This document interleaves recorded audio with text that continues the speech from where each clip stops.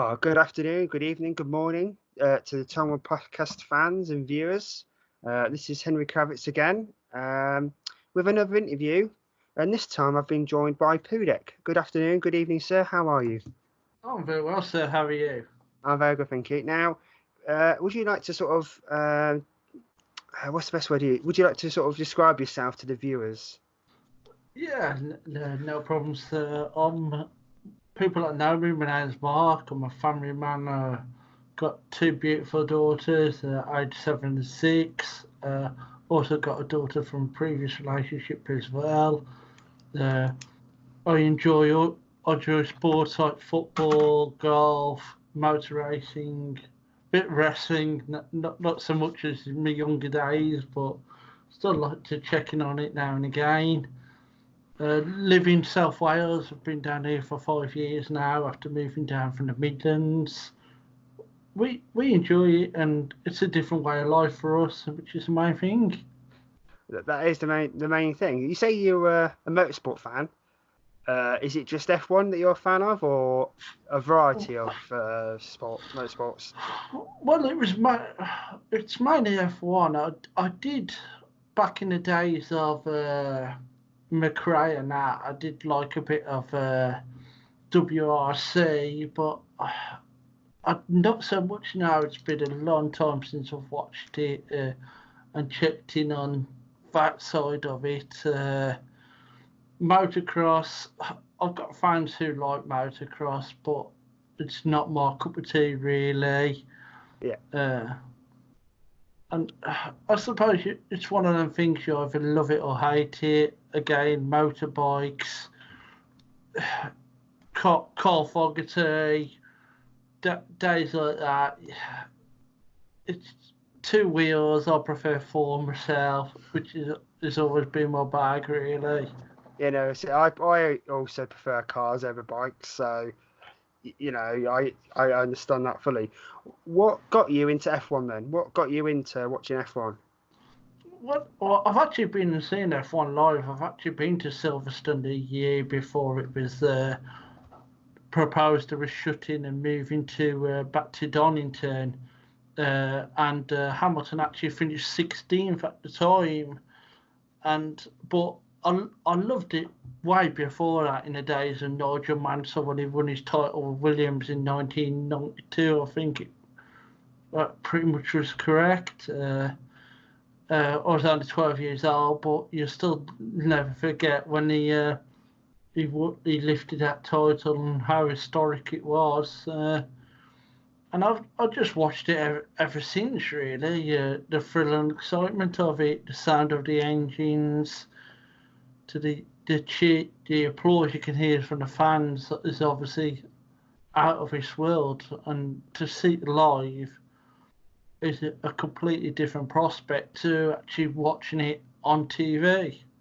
How many races have you seen live then?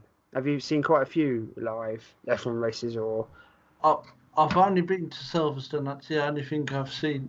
I've seen it live on, which was just the 1 year. Unfortunately, I'd like to go again, but it's just having the time and the expense of it to go, and that, unfortunately. No, I know that. I've been past Silverstone once, about 2 years ago, but I've not been to a race yet. I'd like to go. There's Spa's on my list, Monza, Silverstone. They're the top three that I'd like to go to. Do you know what I mean? Once I go, those three, and maybe Austria as well. I think the circuit. Oh, I would, if I was to pick two out, I'd really like to go. It's definitely Monaco would be in the cards, but you're talking a hell of a lot of expenditure for that. And yes, you are. The other one, just I hear it's quite a bus to drive around as well as the Nürburgring in Germany. I'd like to do that one. Oh, that's a good shout, actually. That is a really good shout. So do you follow a team this season or recent seasons, or is it a driver, or are you just a general fan of the sport? Just a general fan. I think for me, it's it's what the driver can do with a car to more as what the car can do for the driver. Yeah. I mean, going back years, the drivers had to rely on their own instinct and skill to get the most out of the cars, and also rely on the pit crew to do what was right for them to get the most out of it as well. What about nowadays? Do you think that sport nowadays is more? Do you think it's more of the car than the driver ability, or do you think it's even? Or I personally think it's down more of the car. Yes, there is a few drivers out there, Hamilton, Vettel, Verstappen, Lando Norris, Leclerc, that do have some ability how to correct a car if it gets sideways and that, but it's that factor for me that it's a touch of the button to change a gear. There's nothing physically they have to do themselves to make it all happen. It's all computerized to turn the engine power down, turn it up, the downforce on the front and rear wing now is all controlled for them. So they haven't got to worry about stuff like that like they had to back in the day. oh yeah, I totally agree with that. You know, like you say, it's easier for him to drive a car now than it was back then, and I think a lot of drivers have mentioned that, haven't they? I think he did a piece with Sky, and he's driving an old Mercedes racing car, and he said how much he enjoyed, and he wasn't going flat out in it, but he enjoyed the gear changes and he enjoyed, the handling of the car, trying to throw it, not throw it in, but, see if it had the grip like the modern day cars are. He's a big fan. And Vettel is also a big fan of the older cars because he went to watch the MP44 in Brazil. He went out and watched them do a piece for that as well. So it's nice to see. It's nice to see drivers that are fans of sport, of the sport, and it's also nice to see drivers that just see it as not as that they do it for fun or it's their career in it. Do you know what I mean? That I kind of get that mixture. I like that mixture. I don't know about your thoughts on that, to be honest. Yeah, I think you have a few drivers out there that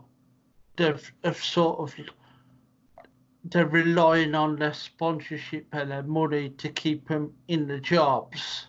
While you've got drivers that their talent is speaking for themselves to push them through. And I mean, like Leclerc, for instance, he's just signed a new multi-million-pound deal with Ferrari, hasn't he, to keep him there a few more seasons? That's correct. Yes. I mean, and that shows really the quality he's sort of offering to the table. Yeah. Whether Ferrari can match that by giving them the car they so desired over the years, since the days of Michael Schumacher, is going to be a different question. Do you think that Ferrari are far off then from being title contenders? Do you think they just need to maybe look at their race pace, or is it maybe keeping their speed with more downforce? Where do you think Ferrari have gone wrong this year then, or in previous years? I think they're knocking on the door. I don't know if you remember when Schumacher first went to Ferrari, and he spent a lot of seasons helping to develop the car to get them to a championship contender car. Yes, he did. And then they blitzed it for 4 or 5 seasons on the black bounce, which was a phenomenal record. I think he went 4 years. Yeah, before he won a race, didn't he? 4 years before he won anything. Yeah. Was it a race before he won a race or something? Or yeah. when it's 4? Yeah, 4. Yeah, sorry, it was 4 years before he then won his first title at Ferrari. Yeah, and it took that time for them to develop, and I think they're in the same sort of boat now than they have been with Vettel. But the trouble is, as well, I think they've changed their number 2 driver round that many times. It's sort of like hindered them a bit as well to help them push. Like Schumacher had Massa. Yeah, Massa was always going to be a second fiddle or player to Schumacher, but his view, what he loved his racing, and no matter what, he wanted to help the team progress. That was his thing. Why I think with Vettel, he's had drivers that have wanted to compete with him to be the number 1 driver, not the number 2. Yeah. Which is sort of like hindered the prospect, because then Ferrari have sort of like had to say, throw orders about the place and say, no, he needs to win this race or whatever. But I do generally think they just need that little bit more reliability about them. They have come a lot better this season, but just a little bit more tweaking. And I think if I can get that pace a little bit higher to where it should be, I think that Mercedes is going to struggle next year against them. Oh, so is that a prediction? Is that a prediction straight out the bat there? You think? I am throwing it in there. Yeah, I think Ferrari have got a trick book for next year. That's why I think they didn't really push it too hard towards the end of this season. Because for me, they seem to have stepped off the gas at the end of the season to what they was doing earlier on in the season. Yeah, I was gonna say, since the summer break, they've been the quickest car over a single lap, haven't they? I think. Yeah. They've and I think they took seven poles this year. They took more poles than Mercedes, if I remember correctly. I could be wrong. I probably am wrong. And Charles Leclerc took a lot of poles, didn't he? I think he took 9. Yeah, well, he's had 10 pole finishes. Is it something like that this season? I think he has. He's had a good season, I think. Yeah. I do genuinely think they are on that knocking the door stage, and I think there's going to be a few surprises in store next year in the bag for Mercedes. But we all know what Mercedes are like, though. They will work hard, won't they? If they're behind, they will work hard, won't they? They will, yes. But there comes a stage as well where I think the bubble can also burst, and I don't know how long Bottas is going to be wanting to play this second fiddle role to Hamilton. Yeah. He's not going to want to play it forever. And I think it sort of showed a bit this year where he did try and push the buttons a little bit. Yeah. I was impressed by Bottas this year, to be honest. I was impressed by him. He upped his game. I mean, yeah, he had a bit of a bad run, didn't he? Was it before the break or just after the break or in between?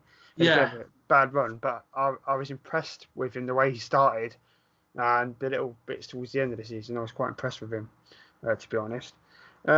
So, what has been your highlight of this year then? For me, it's got to be the young lad Lando Norris. I think for the car he's had and his first full season in an F1 car, I think he's done a great job. Okay.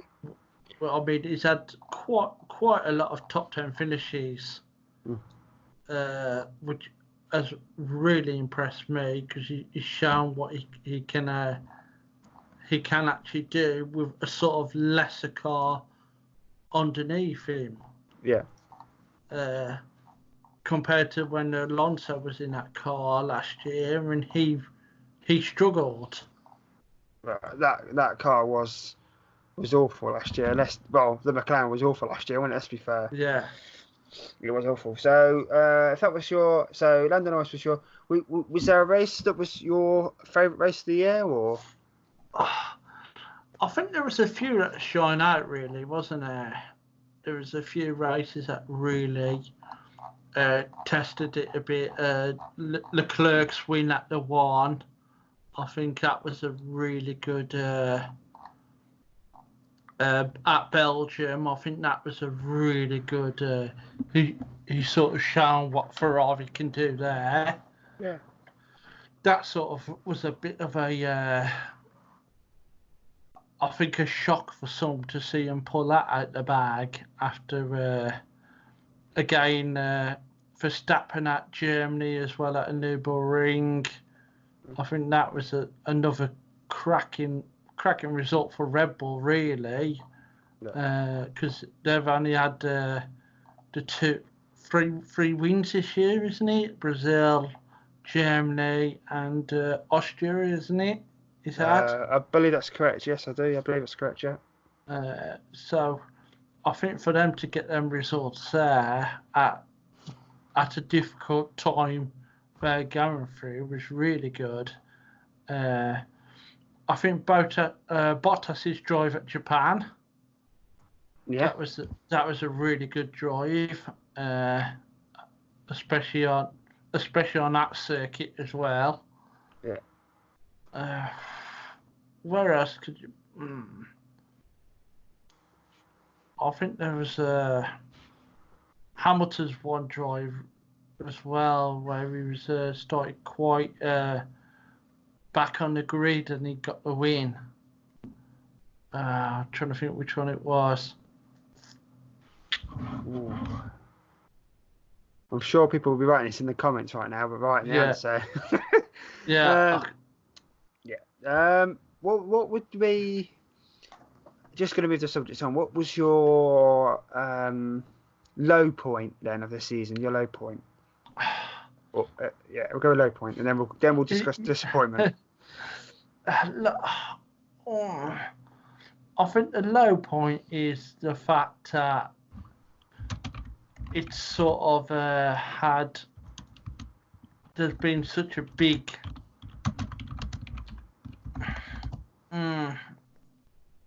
it's a tough one, really. I think the Renault team will probably be the low point with the drivers they've got there. I think they expected a lot bigger things than what has happened to them. I think Renault were hoping to finish P4, but closer to the top three. And that didn't happen. Yeah, so I think that's a big disappointment for them that they've not been able to push that to what they want it to be. Yeah. Whether they can resolve it for next year is going to be a different thing, because Ricciardo must have been made promises to join that team in the first place to want to go and sign. I don't think it was promises as such. I think they told him their dreams or passions, and he's obviously fell in love with that dream. He's stated that if he'd stayed at Red Bull, he would have earned the same amount of money or just a little bit less than what he's earning at Renault. So it's not a Renault thing. He did say there was 3 or 4 sort of things that he was worried about. Like his engineer has gone to an internal job at Milton Keynes. He wasn't sure about the Honda engines, and there's a couple of other bits. He did an interview with somebody at Hungary, and he sort of said what sort of things were playing on his head and why he decided to go to Renault. Which is weird because we've got this new change coming in 2021, and you think he'd be on a 3-year deal to see that first season in, wouldn't you? Not a 2-year deal, because he could now probably leave right at the end of 2020, and if he leaves and Renault have a really good car, he's going to be kicking himself. Yeah, of course, yeah. And I think that's what I say. He must have been made some guarantees for me, for them to obviously have a good enough car for them to push for that top 3 position, or you wouldn't really step away from Red Bull just for nothing, really, wouldn't you?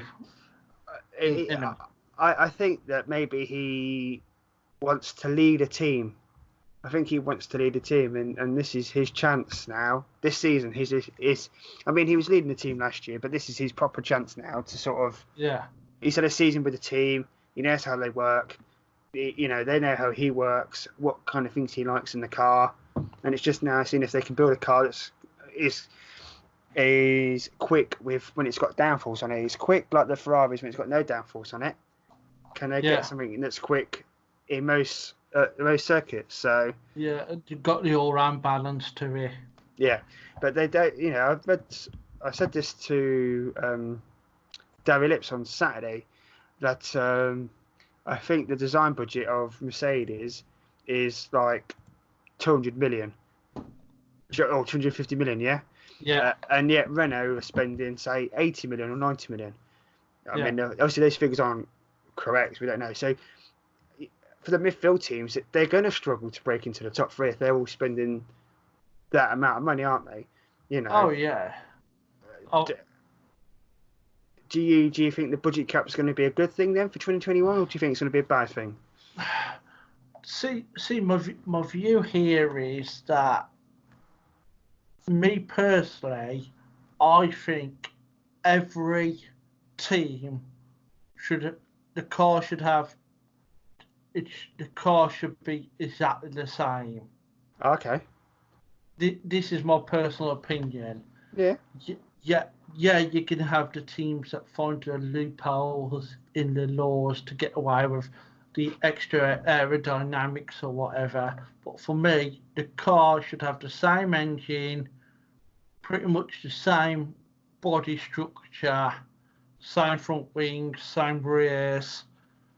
But then it comes down to the ability to get that extra second out the car, or half second, or hundredth of a second. It then comes down to the driver's ability behind that wheel to make it happen. That's what the sport's missing for me. There's that two bridge. We all know, for example, Ferrari have got the two teams. But Ferrari aren't the only team with two teams, though.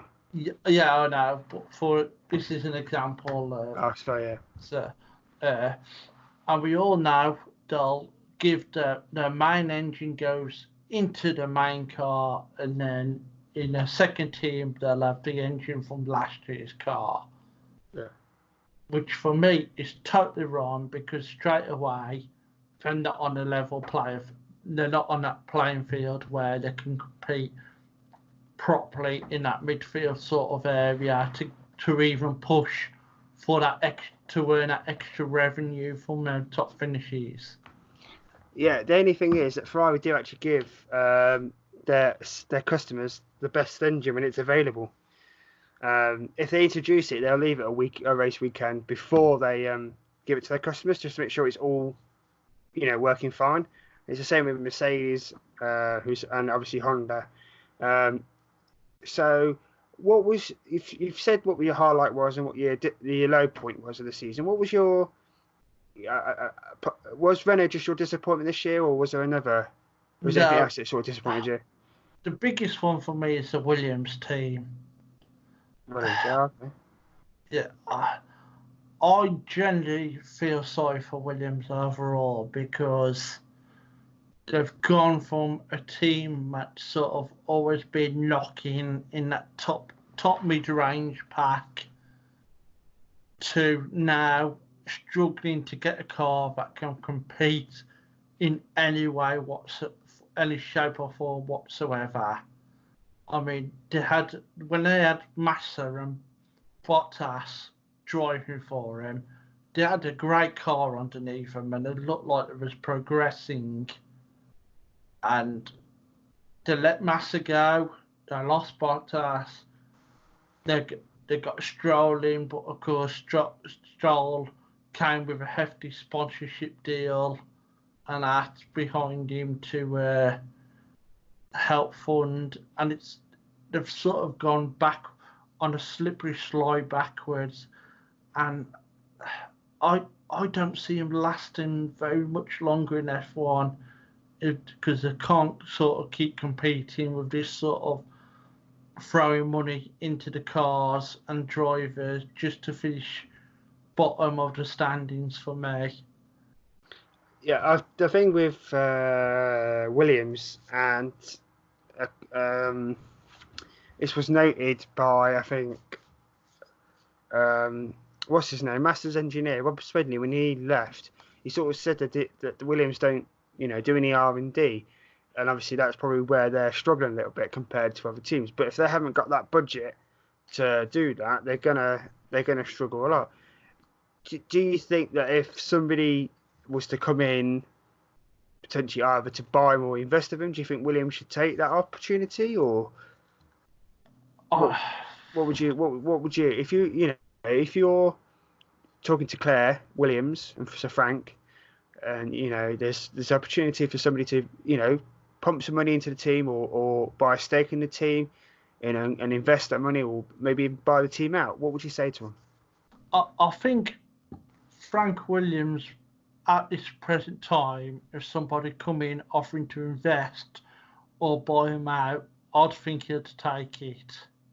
You think you think he'd take it? Yeah, I'd think he'd walk away, because I think he knows it's going to take an awful lot of time and investment to even try and get that car back up to the sort of level it was them years ago. Do you think, though, with the budget cap, that would help them? Because they spend about 150 million a year. The budget cap's only 175 million a year. So if the top, if you say the top three teams, or say, the A team spends 175 million, but everybody else spends 150 million, it should surely bring a lot of people, should make those gaps a lot closer. It should, yeah. But I think you're gonna have, the question is, how good are your design team to bring in these upgrades, upgraded brakes, upgraded suspension, whether it be an upgraded wing? How good is your design team to get that into production and get flew out onto tested and onto the car to make the car quicker, more aerodynamic? This is the biggest question that will and has to be asked in the Williams design team and also the management team. Obviously, for me, they don't have the people anymore in their ranks that have got that drive and passion, if you know what I mean. Yeah. I mean, once you've lost it, it's a very hard thing to get back. And I think Eddie Jordan said it when he used to have Jordan Racing. When it got to the stage where it was costing him too much money to keep the team running, to get engine upgrades, to get new aerodynamic parts in, to keep the team running, and he had to make a decision to let the team go. Yeah. And I think Williams is sort of, if they've got 150 million budget, the question you've got to ask is, what is that going on? What are they actually using it on? Yeah. Use it on most things, barring maybe R&D, and that's probably where they're struggling a little bit. Yeah. Look, Williams, they do it their own way, and I applaud them for it doing their own way. Same as I don't mind Haas buying all the bits in. Do you know what I mean? I don't mind that, because that's fine. If it takes them, if a team comes in for 5 years and buys all the parts of another team, that's fine. What I don't like is, say, like, you've got Red Bull and Toro Rosso, and Red Bull might give the Toro Rosso front wing to test out, I don't want to see that. We don't need any sister teams. Obviously I say Haas buy all the parts of Ferrari, and obviously you've got Alfa, who are owned by the same company, Fiat, as Ferrari, and obviously then you've got what looks like will be Racing Point and Mercedes probably linking up as well. Do you think, if you was in charge of the sport, do you think that these so-called B teams, even though they're not B teams, do you think they're bad for the sport? Do you think they're good for the sport? What would you say to them? Would you, Right. It has. I think it has a lot of negatives to pluses. Okay. The pluses being they're able to get a driver in their so-called B team, and see what that driver is able to produce for him, and whether he's good enough to then promote to the main team, i.e. Leclerc's a typical example. Yeah. Which Ferrari have done, and now obviously Raikkonen's at their B team. Whether Raikkonen's going to be happy sticking that out, I think Raikkonen at his age of life, he's just happy taking the money.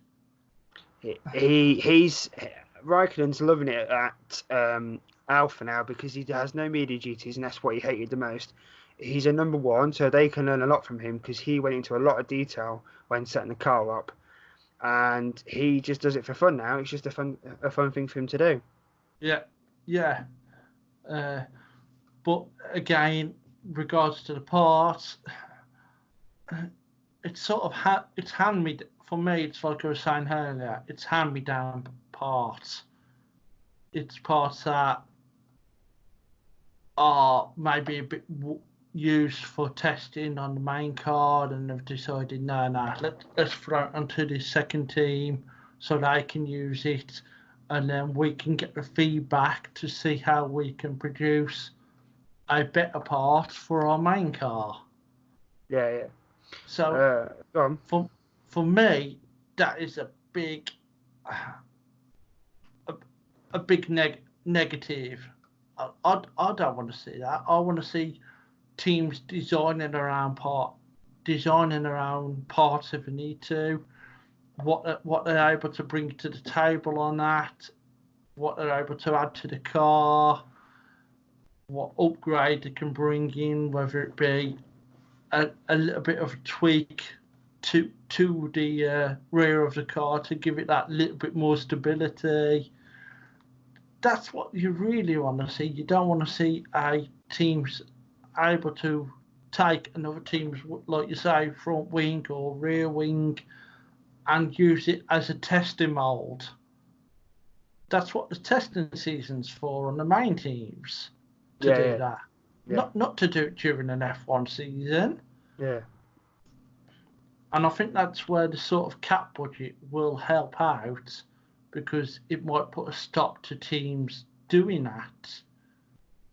Whether they enforce a law on it happening as well is a different matter. I think they will, because I've read somewhere, I could be wrong. Toto Wolff said that if any team breaks the budget, where the budget, they will be disqualified from the championship. The team will be disqualified from the championship, which I think is a great idea, because you don't want somebody winning a title by spending like 50 pence more or whatever deal, or a pound more. That's not fair. They've gained an advantage. So if the team does overspend, chuck them out. I agree with that. But then, have you looked at it this way? Is there going to be a loophole in it? For example, I'll give you a point on football and Man City. The chairman of Man City owns Etihad Airlines, and what he did to get around the financial fair play, he turned around and said, I'm sponsoring them with my airline for X amount of money. Are the teams then going to use the B team as a ploy, saying, right, we've just been paid 25 million engine revenue for being an engine supplier for the second part of 2021 season? Or are they going to get around it that way? I don't think they can get it around that way, because they're only allowed to spend £150 million, I believe it is, and that's it. They can't spend anything else. Obviously, that's for engines, the car design, everything like that. And in a separate part, you've got travelling, marketing, the top three bosses' wages, and and driver salary, and a couple of other bits in a separate part. Which will, in that second part, will probably go up to, depending on the size of the team, up to about 70 million. So all in, they're going to be spending potentially up to say 250 million a year compared to say Ferrari and Mercedes spending 400 million a year. Yeah. So they're going to be saving some money, but obviously it's for me. My concern is, I said this to Darry, is that the bigger teams next year will use some of their budget next year to get a head start on their 2021 car. Yeah, of course, yeah. You know, and then they've got that advantage already, and it's going to take two or three seasons before anybody sort of gets on a level playing field. We'll go back to this season. You know, you said was Renault any disappointing for you? Was there any sort of tracks that disappointed you? Was there any racing that disappointed you or anything like that, or was you quite happy with what you saw? I mean, the tracks. It's always been a tough one for on the tracks because you know that F1 get paid. The teams have to pay a lot of the track people pay F1 a lot of money to get their races involved in Formula One. I mean, you know, Abu Dhabi's race brings in a lot of money for F1, so that's always going to be now and probably a lot of years' time on the F1 schedule. The United States one again because the owners. And that, I think that will be thereabouts. As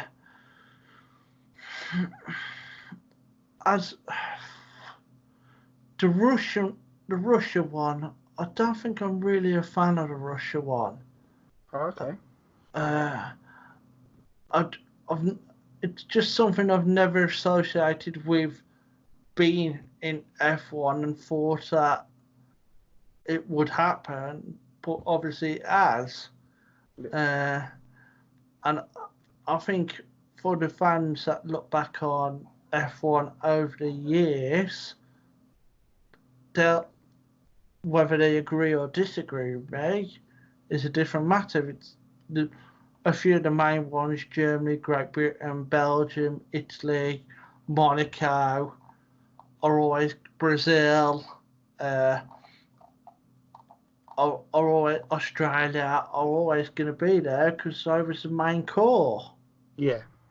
And that's what helps drive it on. Yeah. These hotter tracks, I think, cause problems for the drivers because obviously the humidity, the duration of the race and that.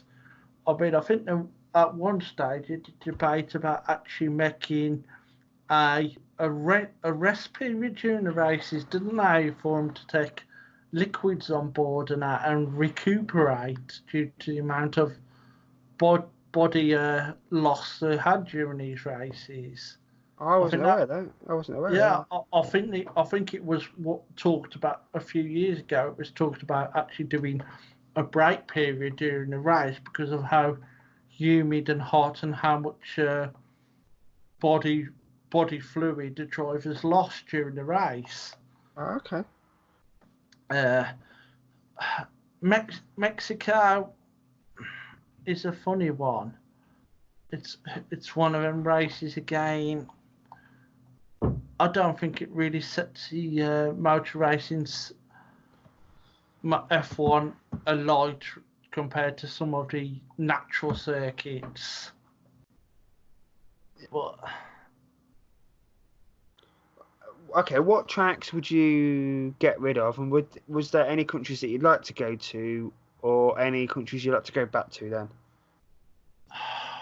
Oh, it's hard to say. I actually loved the old Valencia track, and I was sad to see him get rid of that after it made such a lovely track. And what a good race it was. I was sad to see that go. Of course, it come down to how much money it was involved in getting them on the F1 circuit. That's what it come down to end of the day. Yeah.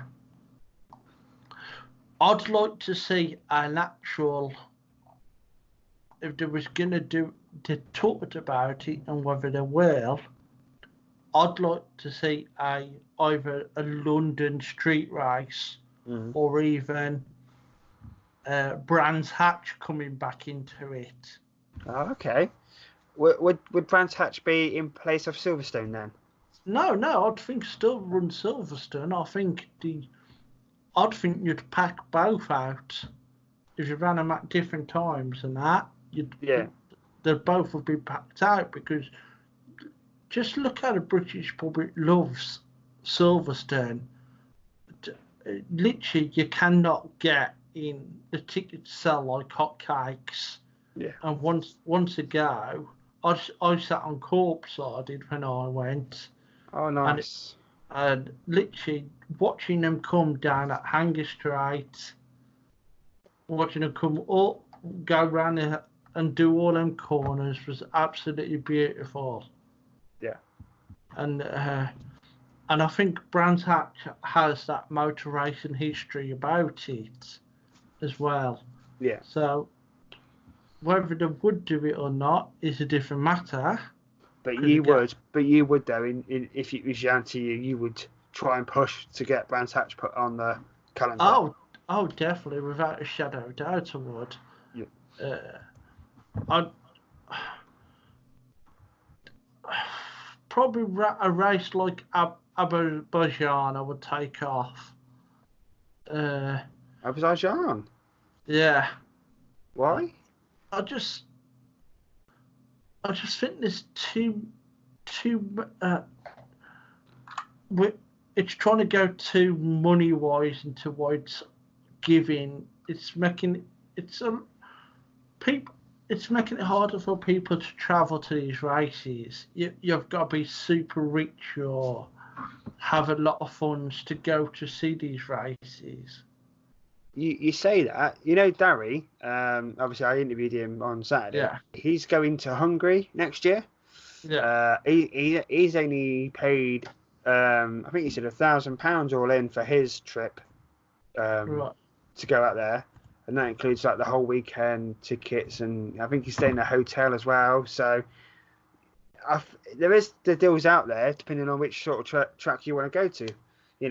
There is going to be tracks that are popular more than others, but if you plan it right, you can make if you went out for 2 weeks, or you went out on a Wednesday and did say Wednesday till the weekend after, I think you'd enjoy it more. Do you know what I mean? You could balance out the cost of that one weekend watching the F1 with other bits to do, depending in the local area, so to speak.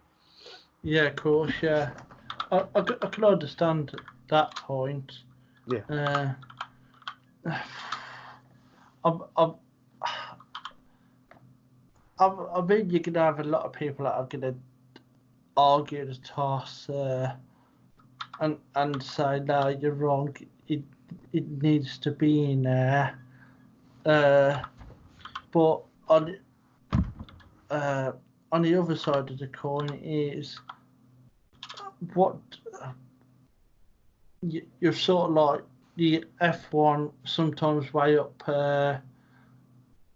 their fact of how much money they can get from the track being a part of F1 to what it is to a fan's point of view. Oh yeah. I mean, they're looking at new places to build the brand, so to speak. Do you know what I mean? Countries that maybe we've never been to. Is there any tracks or countries that F1's been to that you'd like to go back to, or is that like a no-go? I think Valencia. I'd like to see Valencia back on it. Yeah. I think Valencia was a beautiful track. I mean, I think it was something like 70 million it cost them to build a whole circuit. Oh. And it was a beautiful circuit. I'd like to see that one back on the F1 list.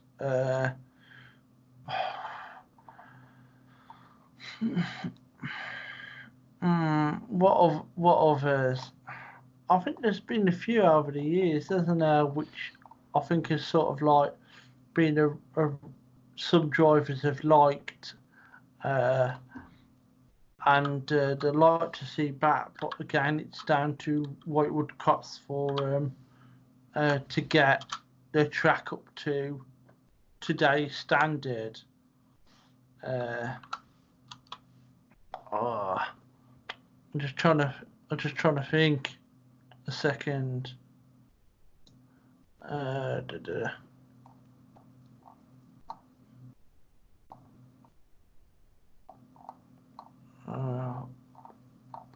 trying to think where else there was back in the. We've been to South Africa, Turkey, India, Malaysia, South Korea. Was there Fuji at one stage? Fuji. I think they're at. Where are they at the minute in Japan? Where are they at the minute? What's it called? Let me just have a quick look.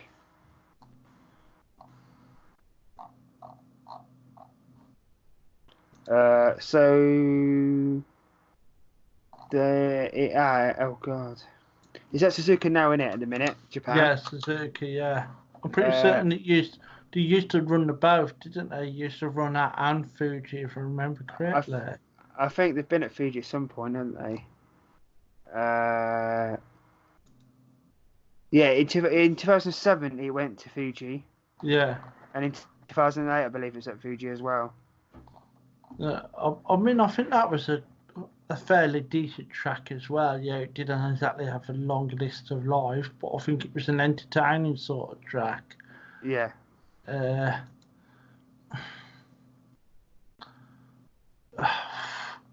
I think it's a really difficult one because it's being put on the spot like you are and pick out names. It's always a little bit. I don't know about you, but I always have a conversation with someone, and then when it comes to not being with them, the name pops back up in my head, and I think, oh yeah, I remember that, and I remember that time, and it's a little too late. Yeah, I don't think the Fuji track is used at all anymore. Yeah, same with Valencia. I don't think Valencia's used anymore either. I think Valencia's now sort of a street thing, isn't it? It was mainly streets, wasn't it?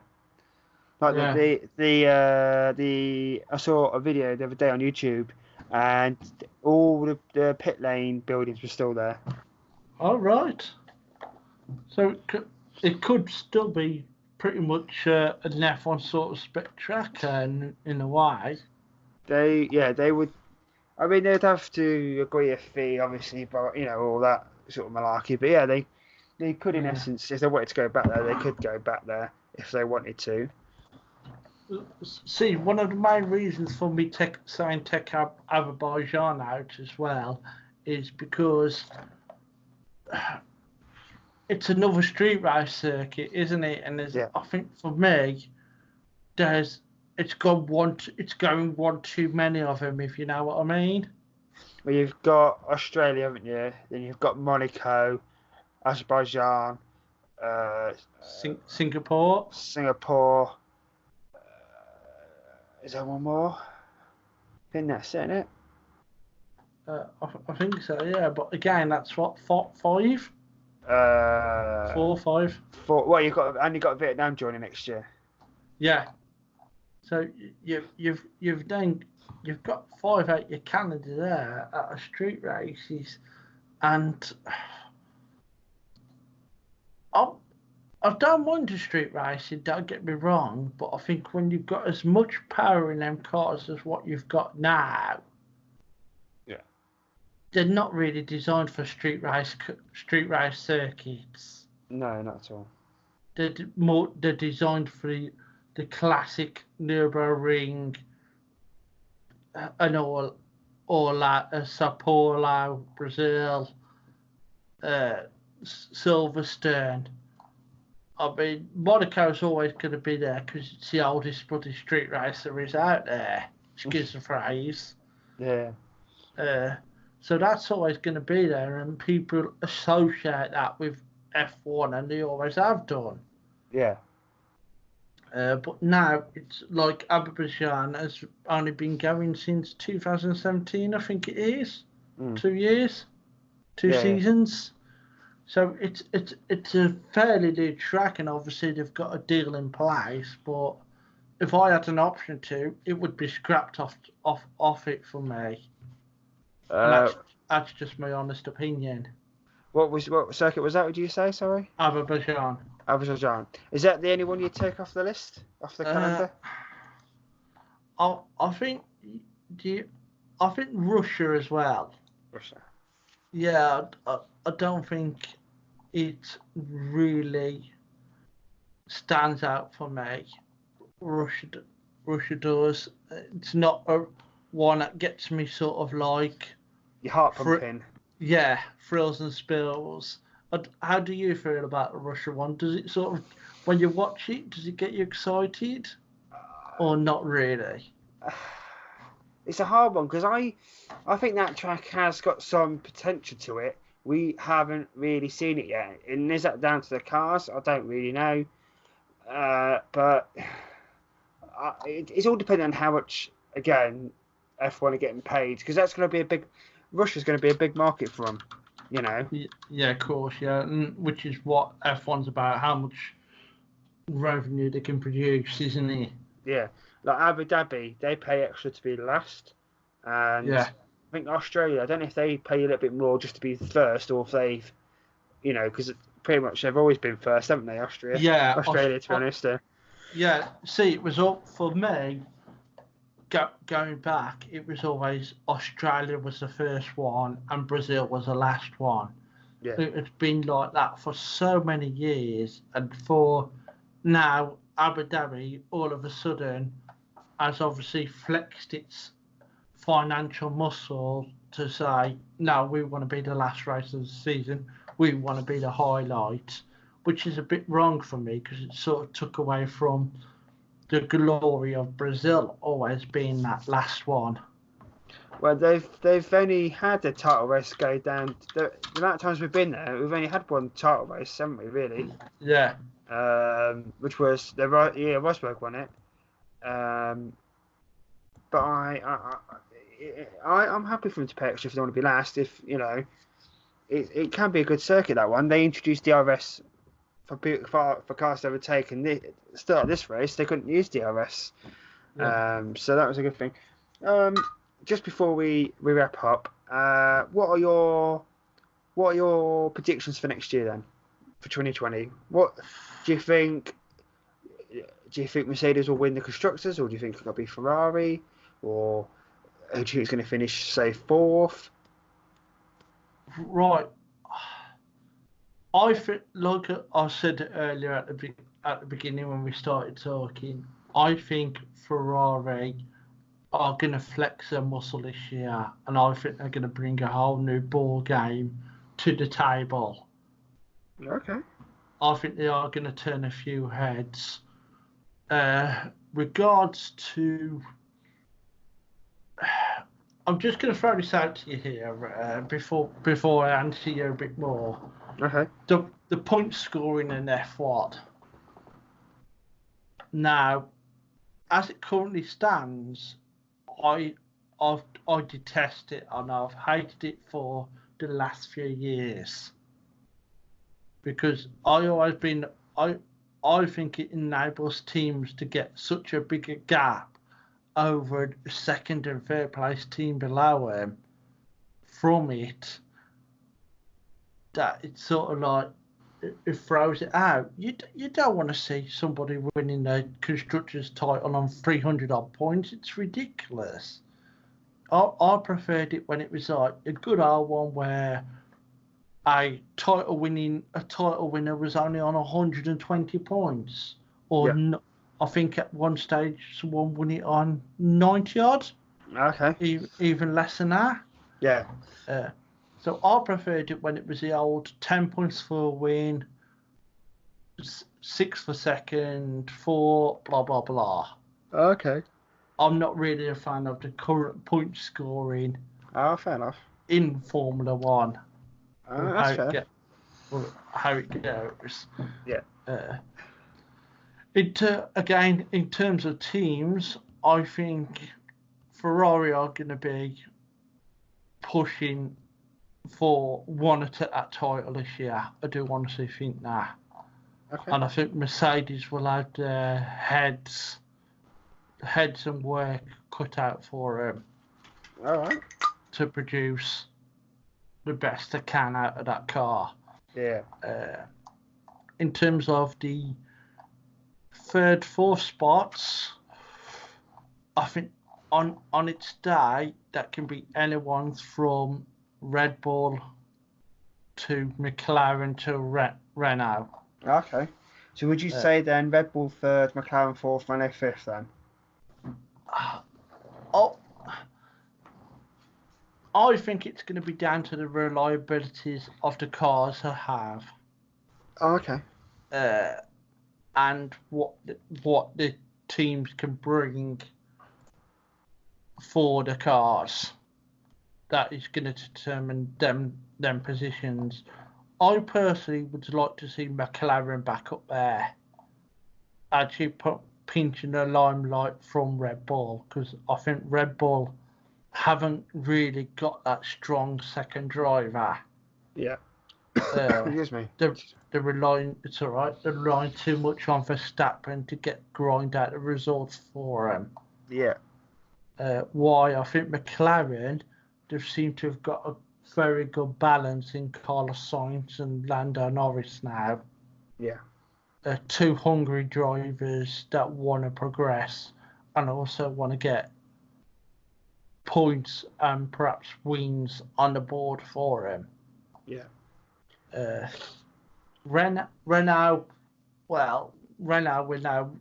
we've got Ricciardo, who on his day could probably outperform anybody. Yeah. But Hulkenberg's... He's gone now, hasn't he? Hulkenberg's gone now. Yeah.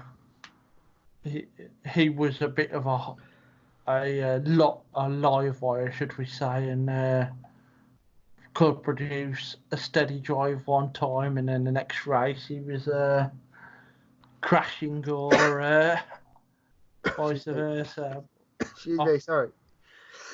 Sorry about that. I had to go have a bit of a bad cough there. No, it's all right, no worries. So I think them three are going to be there for the third, fourth, and fifth place. Yeah.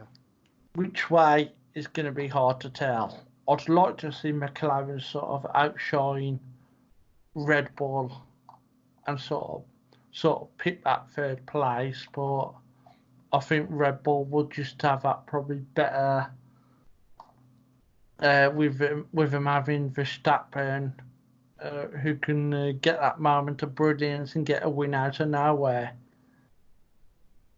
Might just pinch it.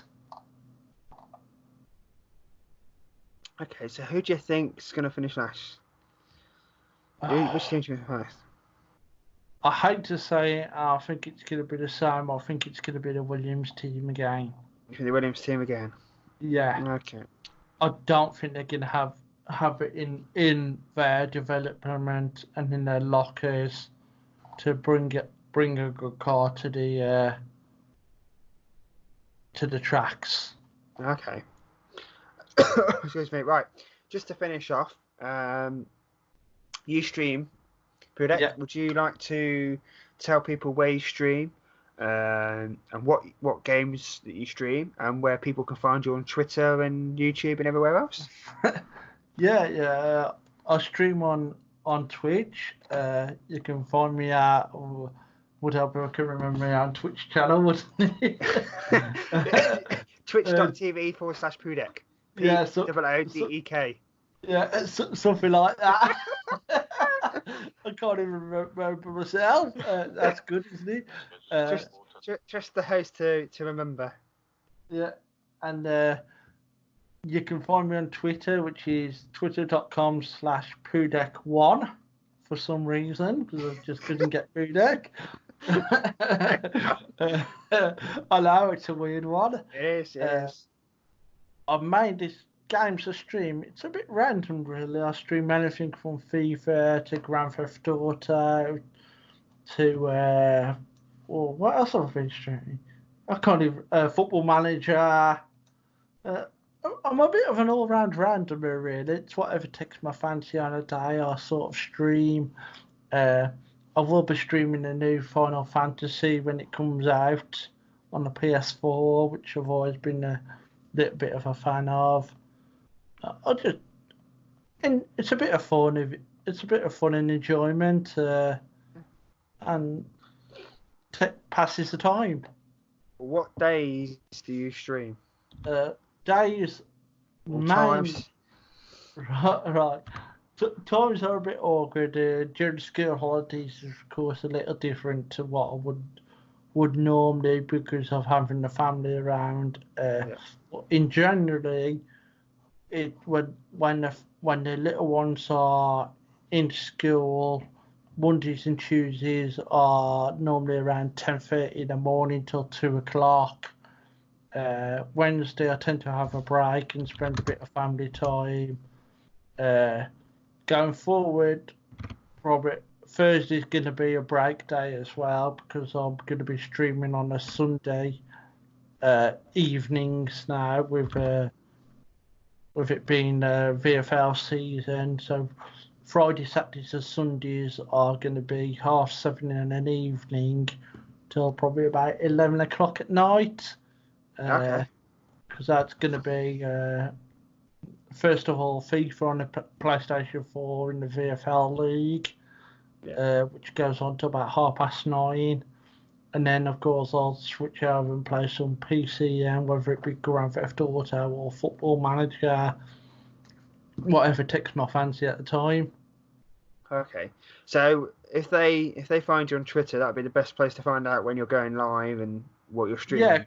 Yeah, of course. I always post when I'm going live on Twitter, put a little message up and that, and anyone's always welcome.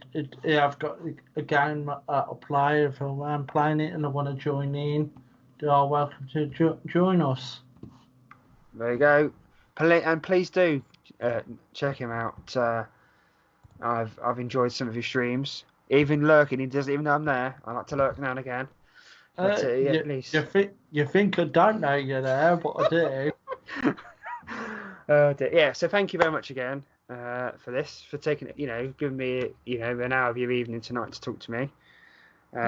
Thank you for having me, sir. It's been a pleasure. It's been a pleasure all mine. And hopefully people come and watch you. So this is Henry Kravitz signing on. Good night, good day, good afternoon.